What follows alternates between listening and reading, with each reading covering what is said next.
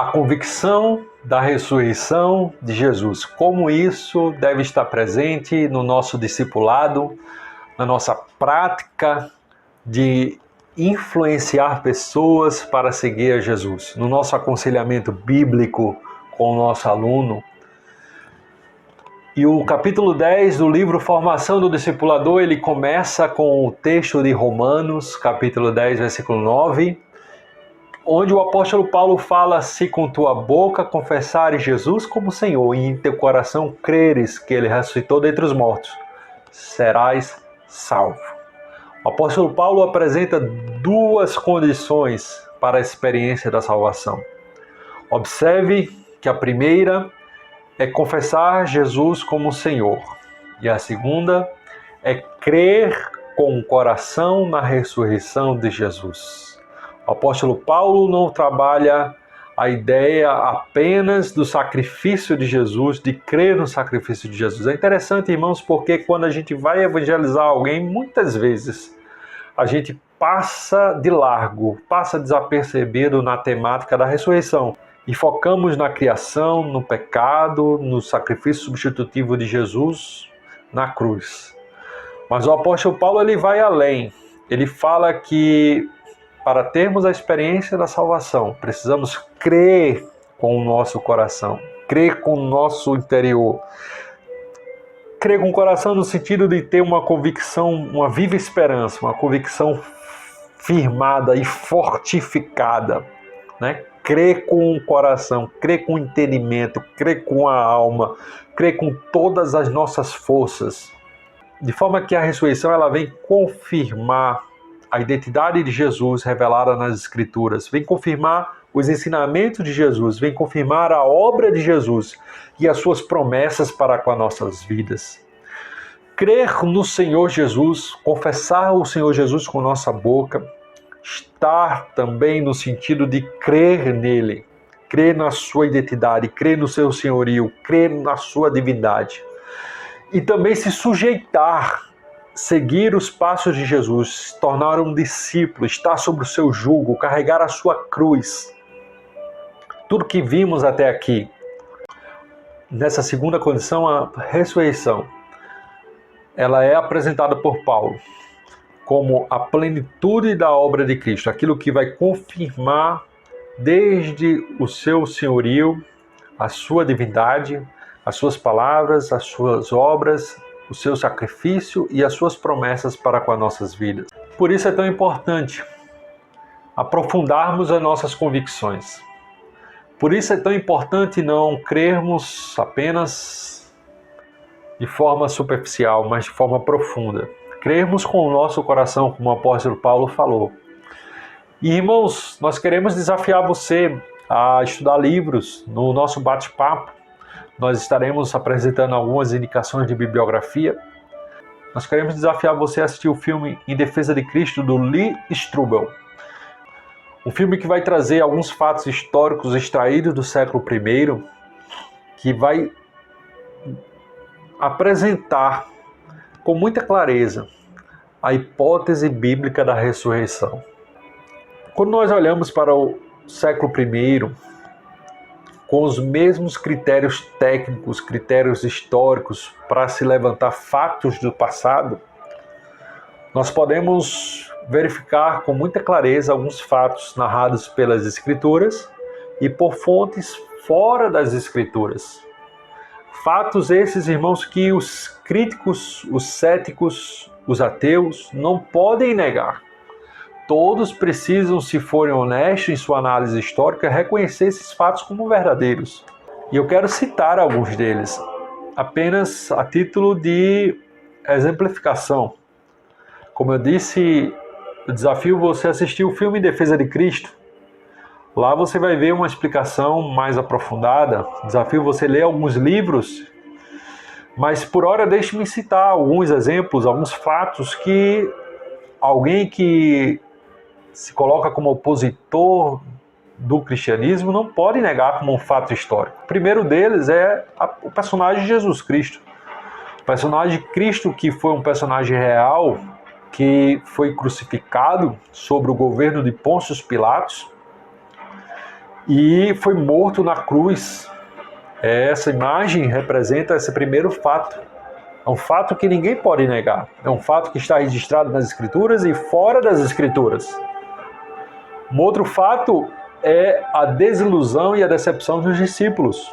Todos eles ficaram, segundo relatos de algumas fontes, dentre elas as que estão nas Escrituras, porque as Escrituras não é uma única fonte, é um conjunto de várias fontes. Os discípulos tiveram medo e ficaram assustados porque Cristo estava morto. Eles não tinham mais a presença do seu mestre. E isso é também um fato, porque se eles estavam mentindo, se eles estavam montando uma história, uma fábula, eles não precisavam mostrar todo esse defeito, essa covardia deles se esconderem, deles negarem Jesus, deles abandonarem Jesus no momento da sua morte. Um outro fato é o túmulo que apareceu vazio. O túmulo de Cristo de fato apareceu vazio. Os ateus, os críticos do Evangelho, precisam apresentar alguma hipótese que interprete o fato do túmulo de Jesus ter aparecido vazio. O outro fato inamovível é o testemunho da igreja primitiva. Os apóstolos afirmavam, já no primeiro século, que Jesus havia aparecido para eles e que eles eram testemunhas vivas dessa ressurreição. Testemunha dispostas ao ponto de darem as suas vidas. E aí nós vamos para outros fatos. Esses mesmos apóstolos que afirmaram ter visto Jesus, eles começaram a pregar o cristianismo, e o cristianismo começou a crescer em toda a face da terra, chegando até Roma. Fato esse que é registrado em outras fontes históricas, fora da Bíblia, inclusive o crescimento do cristianismo já no primeiro século.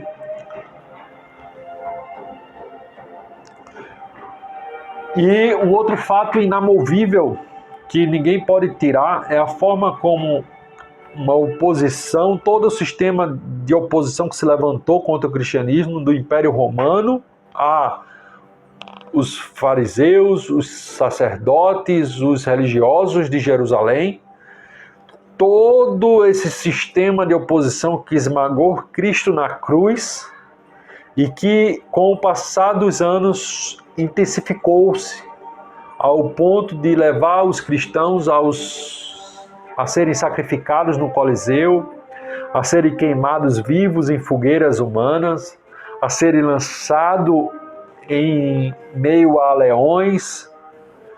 E isto é um fato histórico. Eles foram testemunha ocular e deram a sua própria vida em função daquilo que eles afirmaram ter visto. Trago à tona mais um argumento do C.S. Lewis. Ele definiu um trilema de 3 opções possíveis acerca do personagem Jesus Cristo. Observe bem. Se nós lermos as Escrituras, iremos ver com muita clareza não só os apóstolos defendendo a divindade de Jesus, mas ele próprio se declarando ser Deus. João 8:24 ele fala: se você não crê que eu sou, você morrerá em seus pecados. Fazendo menção ao grande eu sou do Antigo Testamento. Então, ele é o grande eu sou. Eu sou o pão vivo, eu sou a luz do mundo, eu sou a verdade, o caminho. Ele se revelou como o grande eu sou. E aceitou a adoração, perdoou pecados, revelou-se em sua glória na transfiguração para os seus discípulos, ressuscitou dentre os mortos. E se você analisar as declarações de Cristo, você só pode chegar a 2 conclusões. Ou o que ele disse era uma mentira, ou o que ele disse era uma verdade. E se o que ele disse era uma mentira, você pode ainda entender que ou ele sabia que era uma mentira, ou ele não sabia que era uma mentira. E se ele sabia que era uma mentira, ele era um mentiroso. Ele tem que ser considerado como um personagem mentiroso, que tentou ludibriar pessoas, tentou com mentiras, apresentando-se por Deus, enganar pessoas. E se ele era sincero em suas convicções, mas estava profundamente enganado, ele tem que ser considerado como uma pessoa lunática, um doido que não sabia o que estava falando. E a última opção lógica acerca do personagem de Cristo era verdade. O que ele afirmou era verdade. Ele realmente era Deus que se fez carne. Ele realmente é Deus que ressuscitou dentre os mortos e vivo está. Então, jamais nós podemos conceber a ideia de um Cristo que veio ensinar amor, que veio ensinar palavras de paz, se nós não assimilarmos o conceito e a compreensão de que esse Cristo é do Deus que se fez carne. Se ele veio nos ensinar amor e ele não é Deus, ou ele é um mentiroso, ou ele deve ser tratado como um lunático. Vejamos um estudo de caso para clarear esse trilema do C.S. Lewis. Nós temos o caso do Henri Cristo. Aqui no Brasil, um cidadão se identificou como o próprio Cristo e ele afirma com convicção, e muitos seguidores têm seguido a ele como se fosse Cristo, pessoas que deixam tudo para trás. Nós temos aqui o relato, por exemplo, da professora Adri, era professora de Química em Belo Horizonte, largou tudo para seguir Henri Cristo. Nós temos o caso de A.D. Schmidt, foi levada pela mãe ao encontro de Henri Cristo quando tinha 12 anos e já depois de muitos anos continua sendo uma seguidora desse Henri Cristo. E nós temos esse dilema.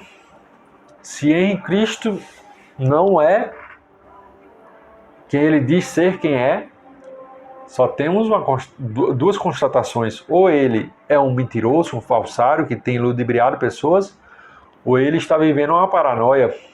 Ele está sinceramente convencido de que é o Cristo, mas ele não é o Cristo, nós sabemos disso.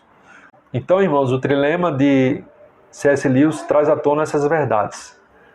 De crermos que Jesus é Deus, ele afirmou, o que ele afirmou era verdade, e o maior fundamento nisso está na sua ressurreição. Até o nosso próximo encontro, onde daremos continuidade e veremos outros aspectos desta convicção da ressurreição.